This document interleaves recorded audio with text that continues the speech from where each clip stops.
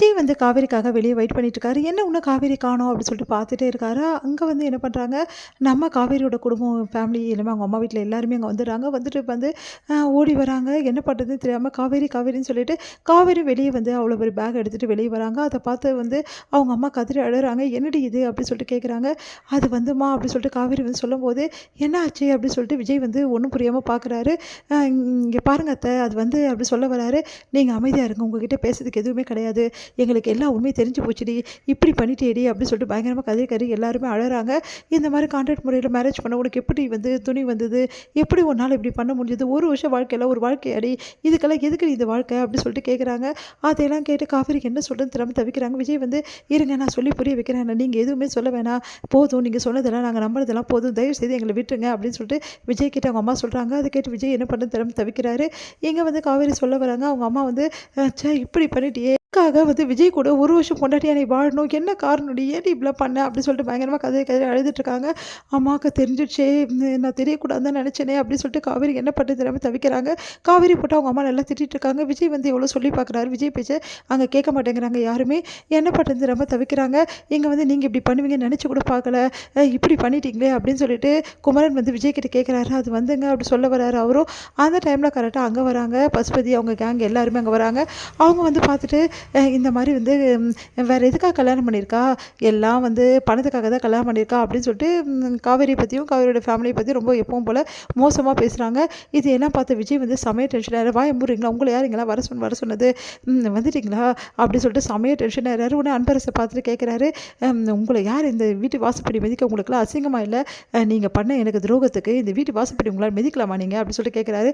என்னை மன்னிச்சிருப்பா, உடனே வெண்ணிலாவை நான் பிரித்தது தப்பு தான், இப்போ நான் தப்பாக உணர்ந்துட்டேன்ப்பா, அதனால தான் வெண்ணிலா பற்றி நான் எல்லா விஷயத்தையும் சொல்லி வந்து எல்லாத்தையும் நான் தான்ப்பா சொன்னேன் அப்படின்னு சொல்லிட்டு சொல்கிறாரு.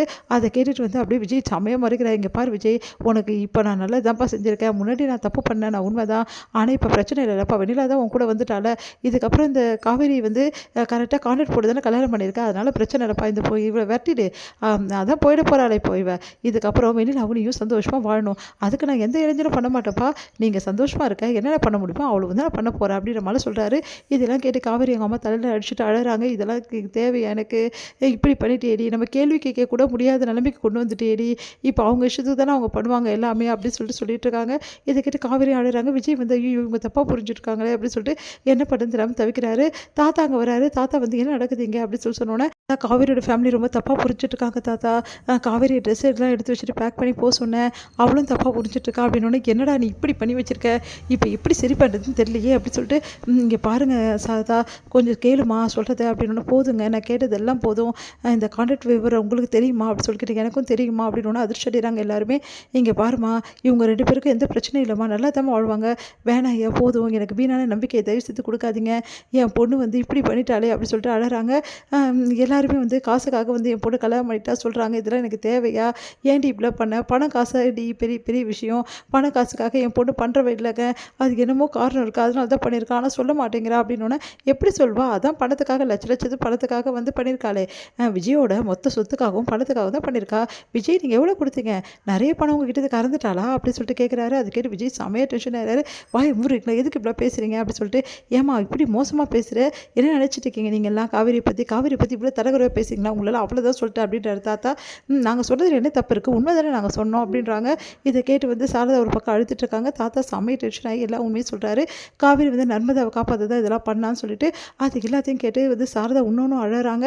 ஐயோ இப்படி பண்ணிட்டேடி, இந்த விஷயத்துக்காக தான் பண்ணியா, சொல்லக்கூடாதடி, ஊரில் இருக்க சொத்தெல்லாம் விற்றுட்டு நான் வந்து நர்மதாக்கு ஆப்ரேஷன் பண்ணியிருப்பேடி, உன் வாழ்க்கை நீயே பாழாக்கிட்டேன்னு சொல்லிட்டு அழுதுட்டுருக்காங்க. தாத்தா வந்து காவேரியோட வீட்டை சமாதானப்படுத்துறதுக்காக நிறைய முயற்சிகள் பண்ணுறாங்க.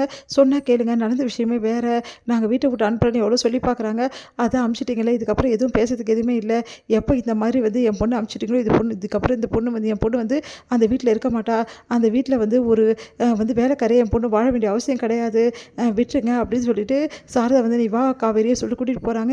இங்கே வந்து விஜய் வந்து தவிச்சு நிற்கிறாரு. என்ன பண்ணுன்னு தெரியாமல் உங்கள் தாத்தா கிட்ட அழறாரு. இது வந்து தாத்தா என்ன பண்ணுறாரு, காவேரி பார்க்க வராரு. இங்கே காவேரி இல்லை, அதிர்ச்சி அடைகிறாரு.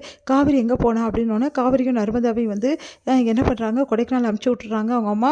தேடி தாத்தா வராரு. அங்கே தாத்தா வந்து அவங்க அம்மா சொல்லிடுறாங்க, இதுக்கப்புறம் எங்களுக்கு எது சம்மந்தம் இல்லை, தயவுசெய்து இங்கே தேடி வராதிங்க காவேரியா அப்படின்றாங்க. அப்போ காவேரி எங்கே போயிருப்பா அப்படின்னு சொல்லிட்டு விஜயும் தாத்தாவும் யோசிக்கிறாங்க.